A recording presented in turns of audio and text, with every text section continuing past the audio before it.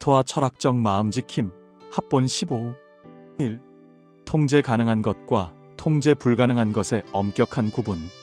스토아 철학에서 말하는 마음지킴은 삶의 시선을 두 갈래로 나누어 바라보는 데서 출발한다. 곧 자신이 통제할 수 있는 것과 그렇지 않은 것을 분명히 구별하는 일이다. 이 단순한 분별은 상식처럼 보이지만 실제로는 내면을 지키는 가장 기초이자 흔들림 없는 평정심을 세우는 지혜로운 태도다.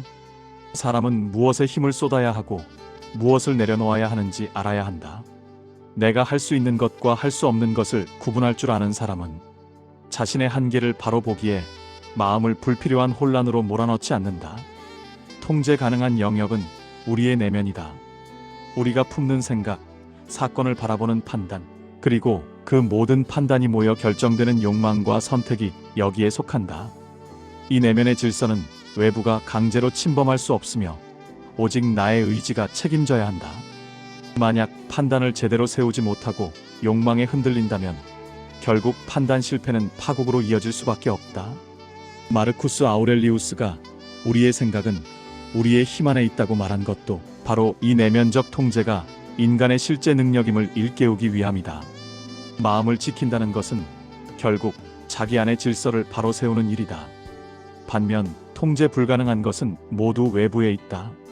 건강과 수명, 재산과 명성, 타인의 말과 행동, 예고 없이 찾아오는 재난과 질병까지 인간의 힘만으로 좌우할 수 없는 것이 대부분이다.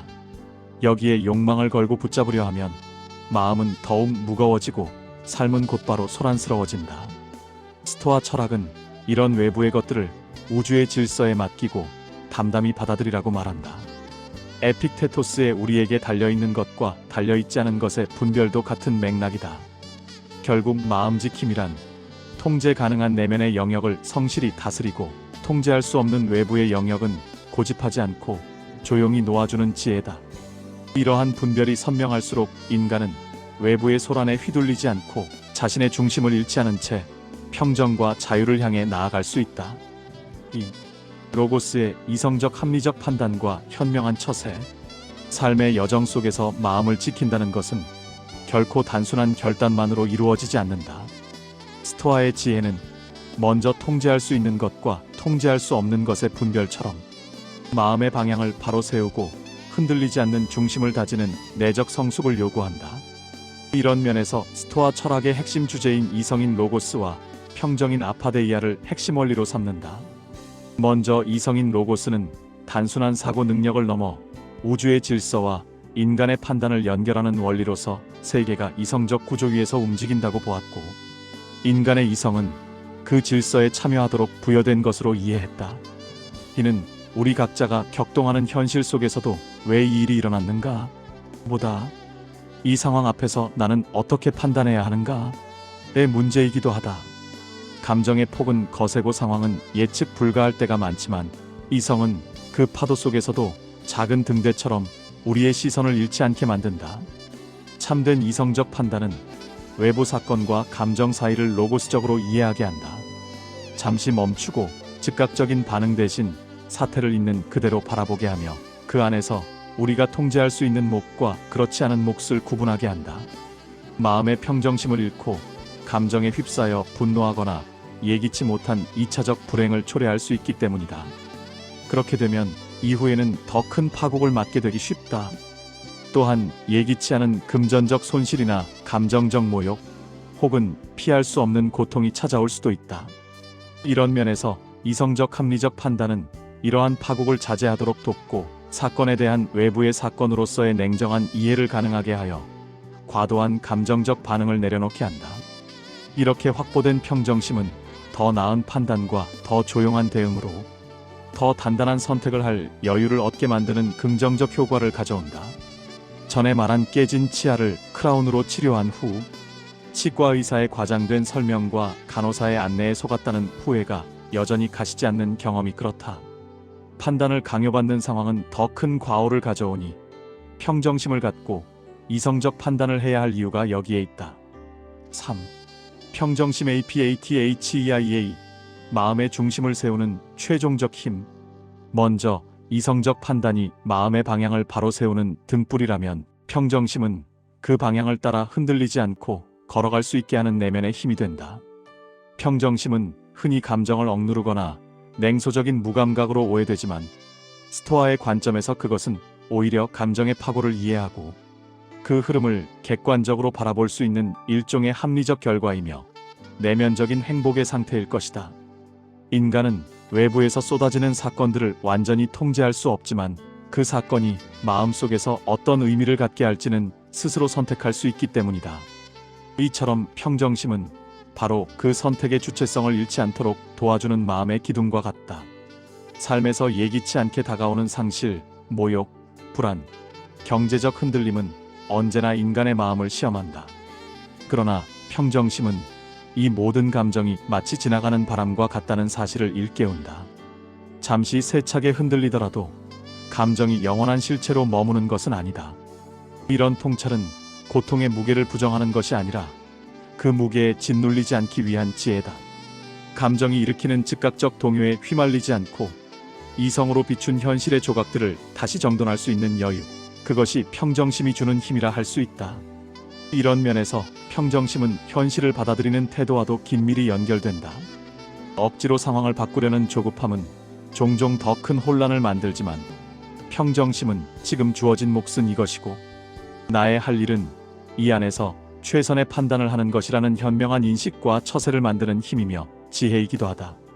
이런 평정심은 단순한 체념이 아니라 오히려 선택과 행동의 고삐를 확실히 쥐기 위한 처세이기도 하다. 이처럼 이성은 현 상황을 합리적 판단으로 이끌며 평정심은 그 길을 허둥대지 않고 걸어가게 하는 힘이며 그로부터 최선의 결과가 얻어진다. 두 가지가 만나면 인간은 외부의 충격에도 휘둘리지 않는 내적 중심을 갖게 되고 그 중심은 인격의 깊이를 형성한다. 스토아 철학이 말하는 지혜란 결국 냉철한 이성적 논리만이 아니라 그 논리를 실천으로 이어가게 하는 평정한 마음의 힘까지 포함하는 현자적 삶의 처세라는 것이다. 4. 평정심의 PATHEIA 감정의 파도 위에 서는 마음의 중심. 평정심은 이성의 등불이 밝혀놓은 길 위에서 마음이 한 걸음씩 제자리를 찾아가는 과정의 결실이다. 이는 감정을 제거한 공허한 무감각이 아니라 감정의 파도가 일렁일 때에도 그것에 잠식되지 않는 내적 자율성의 상태다. 스토아 철학이 말하는 평정심은 인간이 가진 감정의 결을 있는 그대로 인정하되 그 감정이 마음의 주인이 되지 않도록 일정한 거리를 두는 지혜에서 시작된다. 외부의 사건은 우리의 통제를 벗어나지만 그 사건을 마음속에서 어떤 의미로 받아들일지는 언제나 우리의 선택에 달려있기 때문이다. 삶의 여정에서 뜻밖의 손실과 모욕, 예고 없는 불안과 흔들림은 언제나 찾아온다. 그러나 평정심은 이 모든 감정적 동요가 영원한 실체가 아니라 잠시 스쳐 지나가는 바람과 같다는 사실을 일깨워준다. 순간의 감정이 일으키는 파고는 클지라도 그것에 곧바로 휩쓸리지 않는 내적 간격이 확보될 때 마음은 비로소 다시 자기 자리를 되찾는다. 이 간격은 현실을 부정하려는 회피가 아니라 오히려 고통의 무게를 온전히 받아들이되 그 무게에 압도되지 않으려는 침잠의 힘에 가깝다. 평정심은 또한 주어진 현실을 담담히 받아들이는 태도와 맞닿아 있다. 억지로 상황을 바꾸려는 조급함은 종종 더 큰 혼란을 불러오지만 평정한 마음은 지금 내게 주어진 몫은 무엇인가를 먼저 묻는다. 이 물음은 체념이 아니라 오히려 선택과 행동의 고삐를 단단히 쥐기 위한 준비다. 마음이 고요해질 때 비로소 사건의 윤곽이 드러나고 무엇을 해야 할지, 무엇을 내려놓아야 할지가 선명하게 구분된다. 이성이 판단의 방향을 제시한다면 평정심은 그 방향을 향해 흔들림 없이 걸어갈 수 있는 내적 여백을 마련한다. 이 두 힘이 만날 때에 인간은 외부의 충격에도 자신을 잃지 않는 중심을 갖게 되고 인격의 깊이를 형성하게 된다. 스토아 철학이 말한 지혜란 결국 차가운 논리만이 아니라 그 논리를 삶 속에서 지속적으로 실천하게 하는 고요한 마음의 힘까지 포함한다. 평정심은 그 힘의 마지막 자리이며 인간을 다시 자기 자신으로 돌려놓는 가장 내밀한 마음의 질서다. 5. 평정심, 내면의 고요가 이성을 지켜낸다. 평정심은 흔히 감정의 억압이나 무감각으로 오해되지만 실상은 인간 이성의 가장 깊은 자리에서 솟아오르는 내적 균형이다. 외부 자극이 우리의 판단을 흔들 때 평정심은 마음을 다시 중심으로 모으는 일종의 내면의 추역할을 한다. 격한 감정이나 즉흥적 판단은 언제나 현실을 왜곡하기 쉽기에 평정심은 이성적 판단을 가능하게 하는 것으로 고로스적 관점에서 말하는 성숙한 처세의 출발점이라 하겠다. 한편 평정심은 단순한 태도의 문제가 아니다. 인간의 내면은 언제나 충동과 욕망, 그리고 두려움과 기대가 얽힌 복잡한 현상이고, 그 고요함은 그 복잡성을 부정하는 것이 아니라 그것을 정확히 인식하고도 파악하며 정리된 평정한 상태이다. 다시 말해 평정심은 감정을 넘어서기 위해 감정을 회피하는 것이 아니라 감정이 흐르는 결을 섬세하게 읽고 그것을 하나의 사실로 해석하는 삶의 현재성이다. 그리고 고요함은 현실 도피와 구별된다.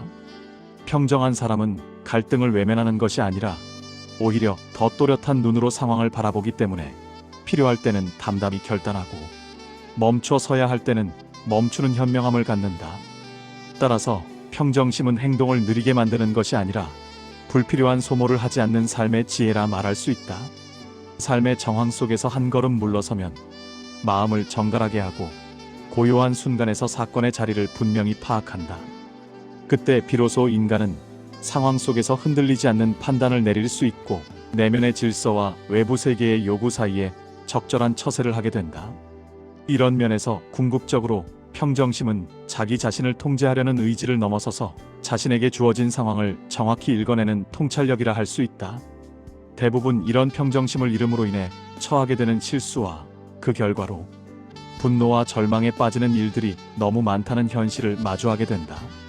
결국 평정심이란 세상의 변덕 앞에서도 자신만의 중심을 잃지 않는 고요한 긴장이며 이성적 판단으로 삶을 이롭게 하는 것이다.